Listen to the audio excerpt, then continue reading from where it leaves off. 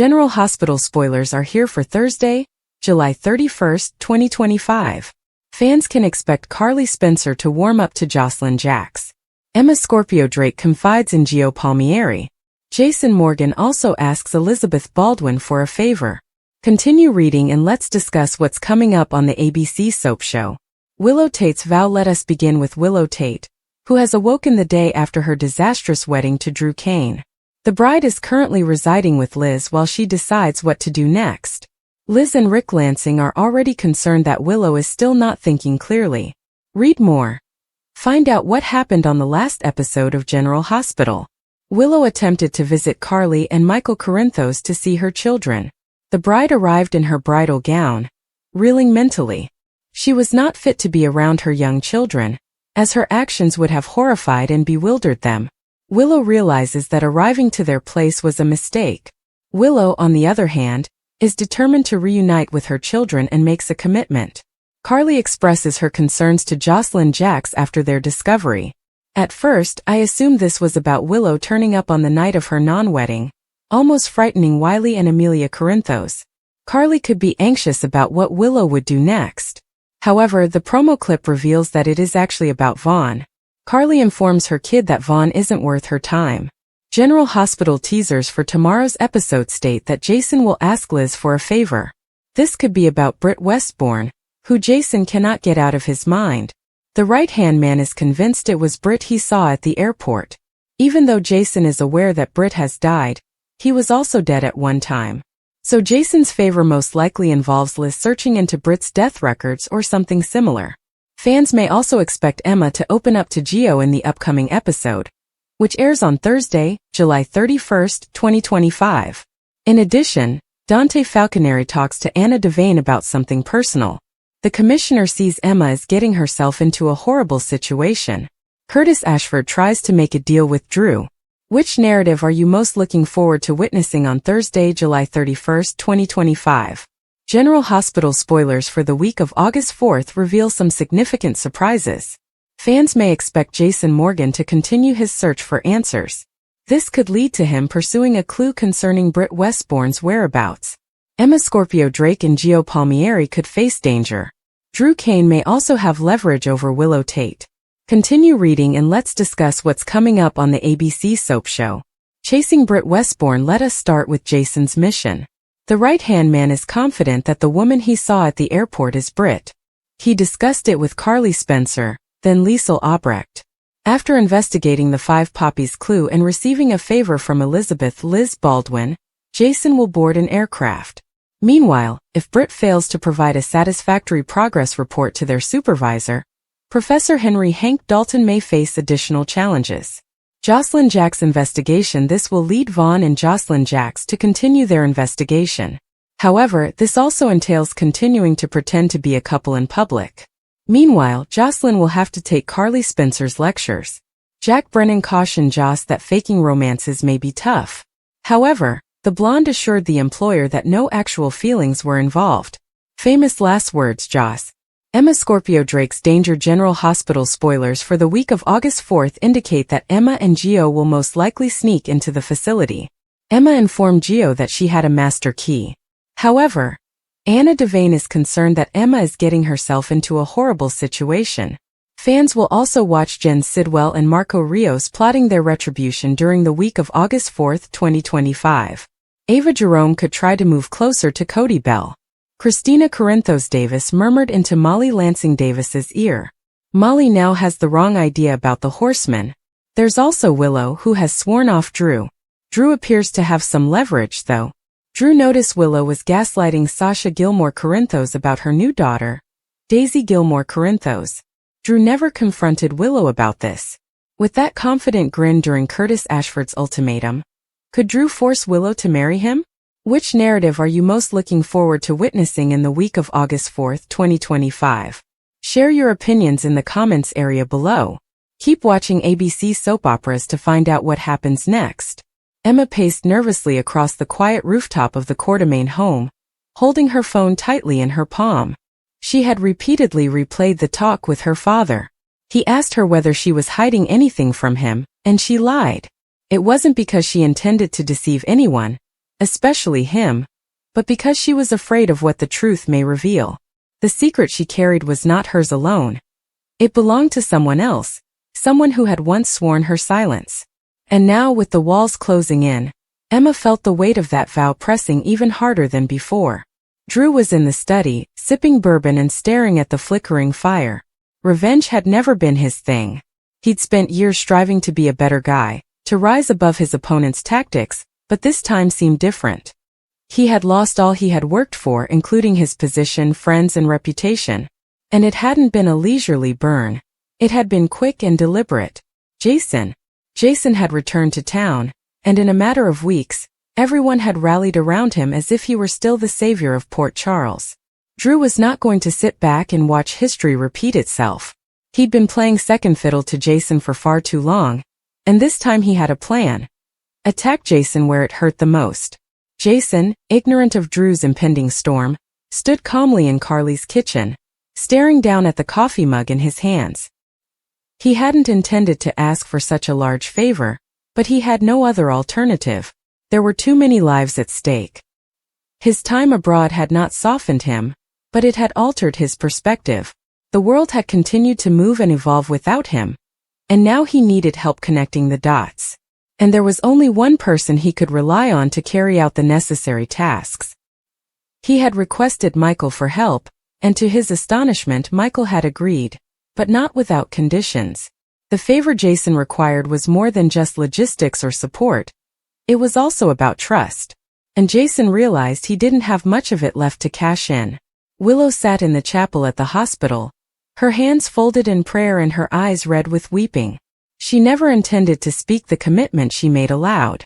It arose from pain, terror, and the near-death experience that had previously taken her breath away. She had been so close to death, and now that she had a second opportunity, she was not going to waste it. She resolved to herself, God, and the children she had nearly abandoned that she would never let fear dictate her decisions again. She would live openly, love deeply, and most importantly forgive, even those who did not deserve it. Especially Nina. Because if she didn't, she knew the hate would destroy everything she was attempting to restore. Back at the estate, Emma's fingers trembled as she opened the photo again. It had been taken years earlier, well before anyone suspected. The man in the photograph stood beside someone Emma had been advised to forget, someone who was not supposed to be alive. But there he was. The issue was not simply that the man existed, it was what he knew. If he returned, secrets would be revealed, and lives would be lost. Emma wanted to inform Anna, Robert, and even Sam. But she'd promised. And breaking the pledge may inflict more harm than maintaining it. Drew's strategy was already in action. He had made silent phone calls, met with people who thrived in moral ambiguity, and guaranteed that no one could track the events back to him. He was not going to physically hurt Jason, that was not his style. But he was about to take away something far more valuable than power or property. He intended to damage Jason's legacy piece by piece, until no one looked at him the same way again. And when it was all over, Drew would finally be able to stand out, not in the shadows, but as the man who rebuilt his life after being betrayed. Jason sensed something was wrong. He had grown up learning to read people based on their movements and what they did not say. Drew's distance felt too deliberate. He was not simply wounded or angry. He was focused, calculating. Carly told him that his return would not be simple. The world had altered. But he didn't expect Drew's level of resistance. He continued to assume, maybe mistakenly, that their common history had significance. But he was beginning to see cracks. And if Drew was truly out for blood, Jason would have to make a quick decision. Fight back or flee before any further damage was done. Willow attempted to incorporate her pledge into every conversation. She smiled more at Wiley, held Amelia for longer before bedtime, and spent hours working with the transplant team, counseling other patients who were experiencing the same despair she had. Her promise to forgive Nina, however, was more difficult to keep. Willow's chest tightened every time Nina's name was mentioned or her face was seen in town. She reminded herself that forgiveness was not the same as forgetting. It was about refusing to let rage win. But it remained a daily battle. Especially now, when Nina attempts to worm her way back into their lives under the guise of redemption. Emma had reached a breaking point. She stood at the docks, the wind blowing her hair and her phone tight against her ear. "I need to talk to you," she replied hurriedly as the voice responded. "I don't know what to do anymore." The meeting was scheduled for midnight.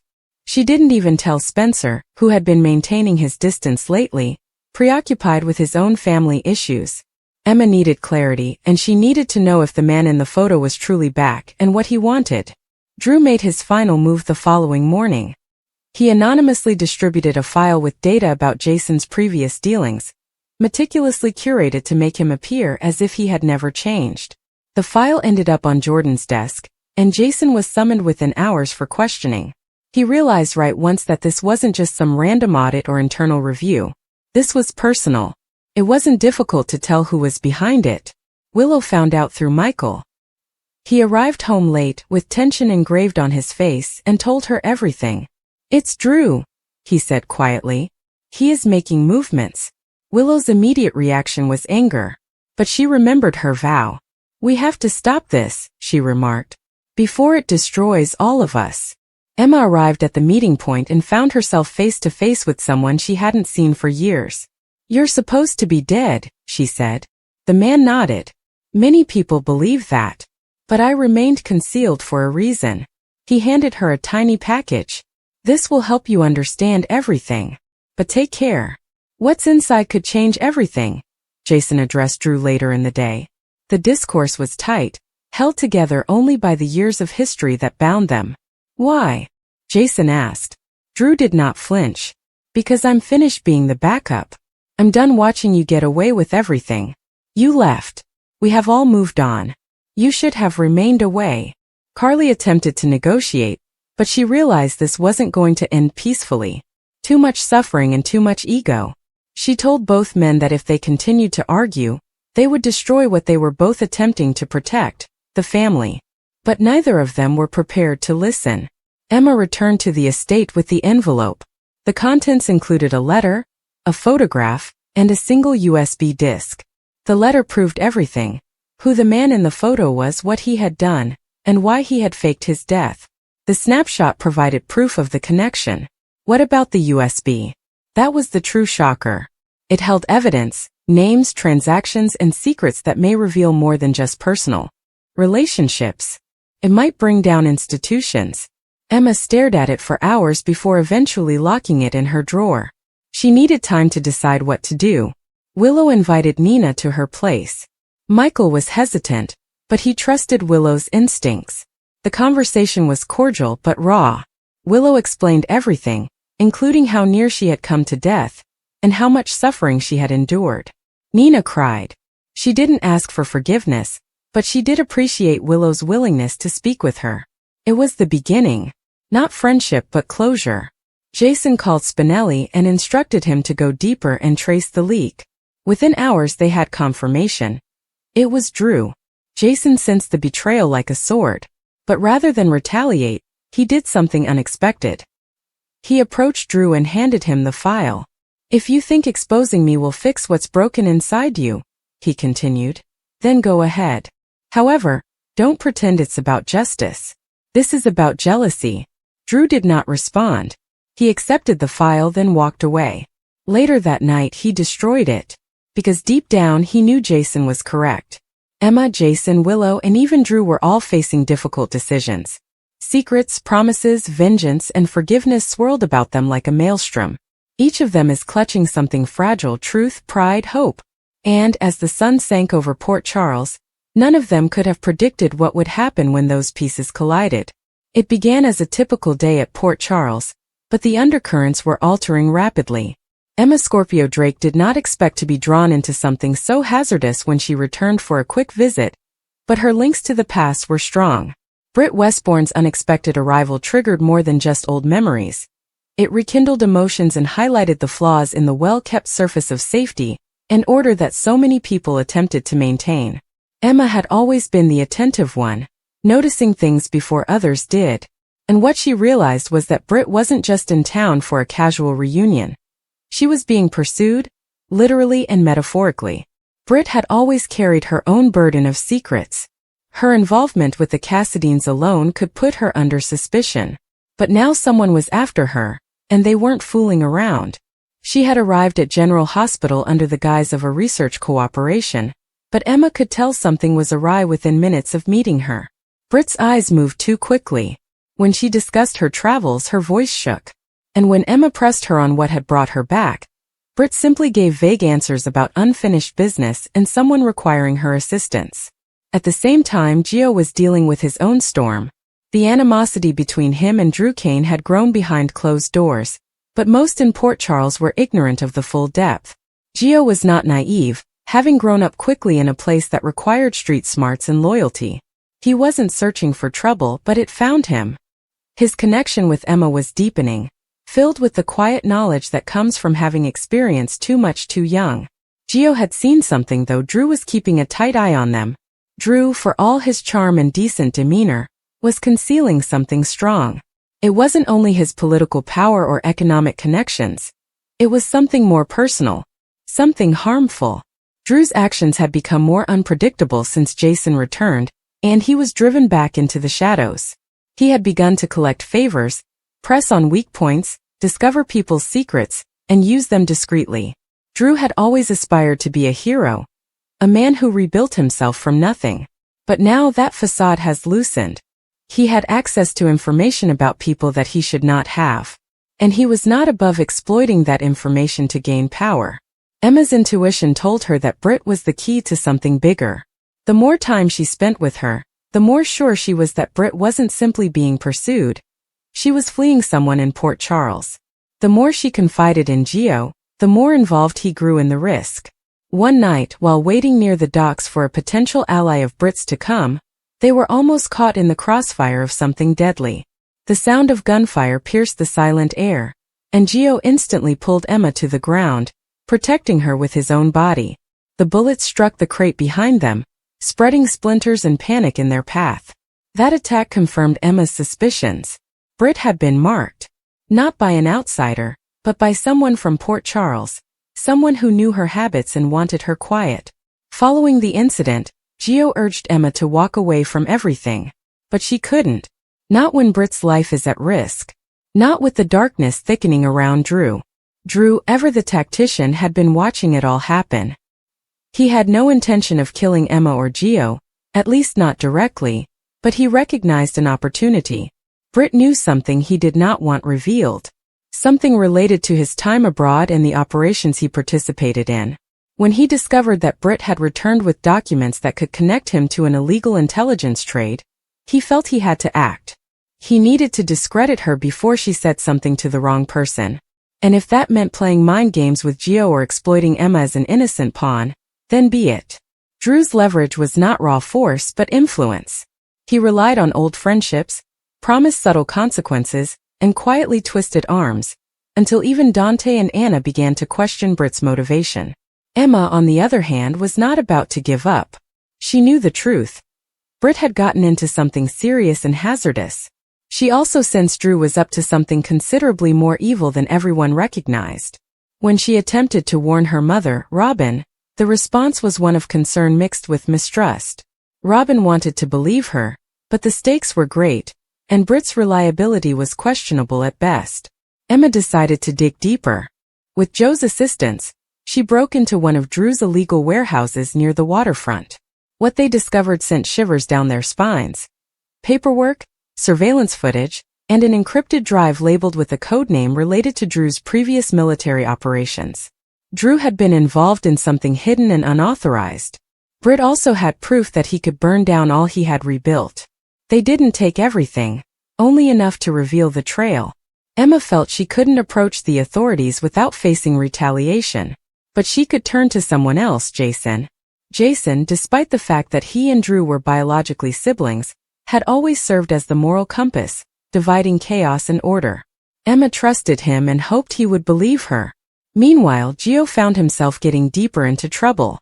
Drew viewed him as a liability as he became more aware of the facts. Drew's attitude changed from subtle warnings to outright confrontation.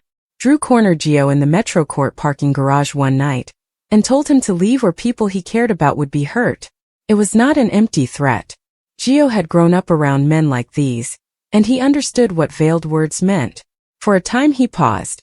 But then he remembered Emma's fearful expression after the shooting, and he realized he couldn't back down.